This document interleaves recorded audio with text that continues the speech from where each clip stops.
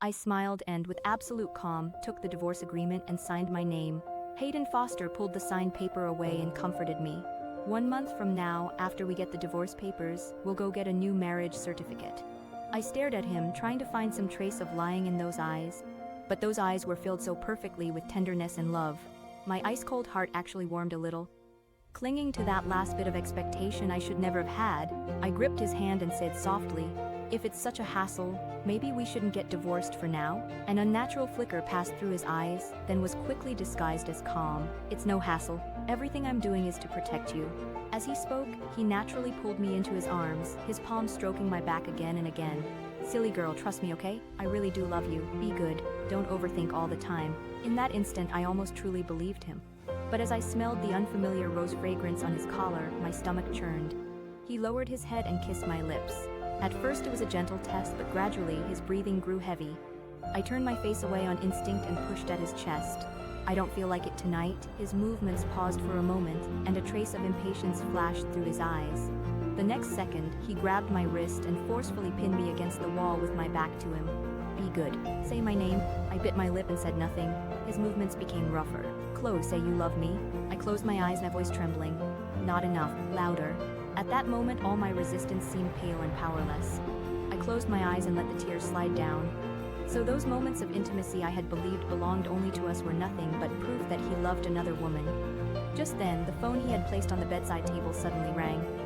He glanced at the screen, immediately let go of me, and got up to put on his clothes. "There's something going on with the organization. I need to go over." I lowered my head, my voice hoarse. "Okay, go." 1 month later, our paths would split for good. We would have nothing to do with each other anymore. "Good girl." He let out a low laugh, like rewarding an obedient pet. He casually brought the egg tart he had bought to my lips, then turned and went into the bathroom. Out of reflex, I took a bite. The rich taste of cheese exploded in my mouth instantly. I froze, then hurriedly spat it out. How could he not remember I was allergic to cheese? When we had just started dating, I accidentally ate cheese and was sent to the ER. When I woke up, the doctor had even half joked, "Comfort your boyfriend a little. He was crying so hard outside he was a total mess. He almost got down on his knees and begged me to save you." From then on, every time we went out to eat, Hayden Foster would repeatedly remind the servers, absolutely no cheese in the food. The memory still carried a hint of sweetness, but right now my hands and feet were already turning red. Patches of rash rose across my skin, itching unbearably. I laughed at myself, picked up the medicine, and was just about to swallow it when I suddenly remembered that I was pregnant. My fingertips trembled and I slowly put the bottle back down. Just then the bathroom door opened. "What's wrong? Where do you feel uncomfortable?" He looked at me with concern. Before I could speak, his phone suddenly rang again. After he answered, the laziness on his face vanished instantly, and his tone went tense. "Protect her. I'm coming right now." He hurriedly changed his clothes and walked to the door. As if suddenly remembering something, he turned back to look at me. "A friend of mine just returned to the country and ran into a shootout with a rival family. I have to go help him." Then he reminded me, "Remember to finish breakfast before going to work." As if nothing had happened, I lowered my sleeve and asked blandly, "What flavor are the egg tarts?" "Cheese. They're really popular lately. I waited in line for ages."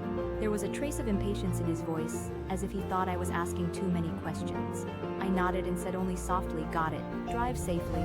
He gripped his phone, seeming to feel that something was off. But before he could figure it out, the phone rang again. He left without looking back. I watched his departing figure, my fingertips trembling slightly. Then I picked up a mask, left the house, hailed a cab, and followed him. The car stopped outside O'Malley. From a distance, I watched him and followed him to the end. Just then, a fragile figure in red stumbled out from the alley entrance. Behind her, a man holding a knife chased after her. Just then, a fragile figure in red stumbled out from the alley entrance. With a bang, the bullet pierced the forehead of the thug, following behind her with perfect accuracy. The man did not even let out a grunt before collapsing straight to the ground. Hayden immediately reached out and wrapped an arm around her waist, his voice cold.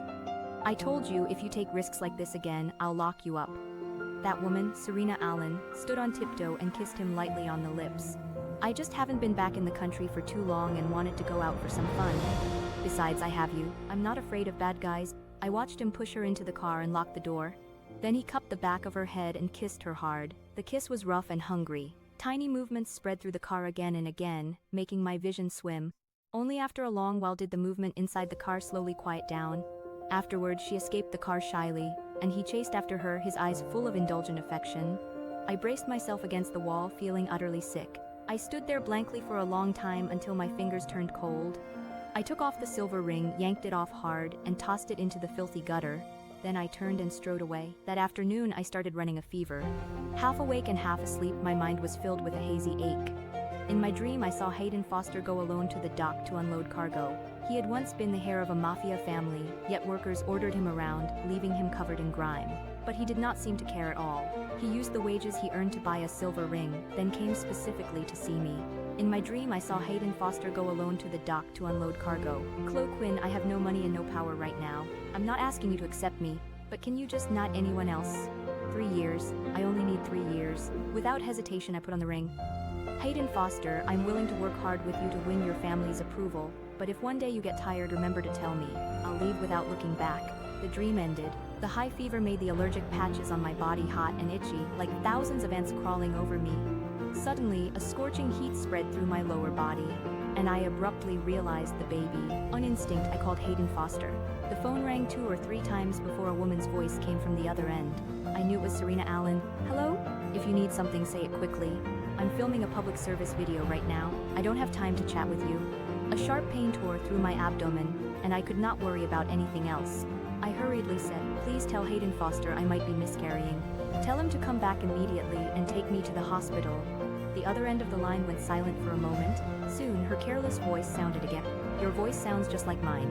No wonder Hayden likes it. It's just losing a baby. Is there any need to make such a big scene? No wonder there aren't enough medical resources. They're all being wasted by people like you. I clutched my stomach, wondering if I was hearing things. You're a woman too. How can you say something like that? Give the phone to Hayden Foster. I need to talk to him? On the other end, Serena Allen answered carelessly. Ms. Quinn, even heaven thinks you don't deserve to give birth to his child. You should just accept your fate. Just as she was about to hang up, I heard Hayden Foster's voice from the other end. Furious and desperate, I shouted, Hayden Foster. But Hayden Foster did not respond to me. I only heard the conversation between Hayden Foster and Serena Allen. Serena? Is your heart bothering you again? Hayden Foster asked anxiously. My heart so much. Hayden, why don't you go back and check on Chloe Quinn? What if she really is pregnant? He listened quietly, then reached out and picked up the phone. His voice was calm but barred. Chloe Quinn, you're infertile. How could you possibly be pregnant? Stop acting, and from now on don't make a fuss over nothing. Serena has a heart condition. If you scare her like this, something could happen to her. I could not speak. The woman on the other end kept talking, and in the end he only left me with one sentence. I've been too busy these past 2 days, so I won't be coming back for now. Don't call over a little thing like this. The phone beeped and my heart sank lower and lower. I could only call emergency services myself, then ask my best friend to rush to the hospital and help sign the paperwork. After the surgery, I was unconscious for 3 days and 3 nights before I woke up. My best friend said that after she got my call, she rushed to the hospital at once, but it was still too late. The doctor said that if the papers had been signed even 10 minutes earlier, the baby could have been saved. Then my best friend sat by my bed and cursed that scumbag for a full half-hour before she finally calmed down enough to buy food. I took out my phone and opened Instagram. Less than a minute later, I saw the video Hayden Foster had reposted. It was only 2 minutes long. In it, Serena Allen called for people to care for stray animals and cherish life.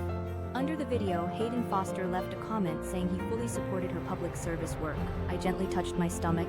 My heart had long since hurt past the point of numbness, leaving only faint irony behind.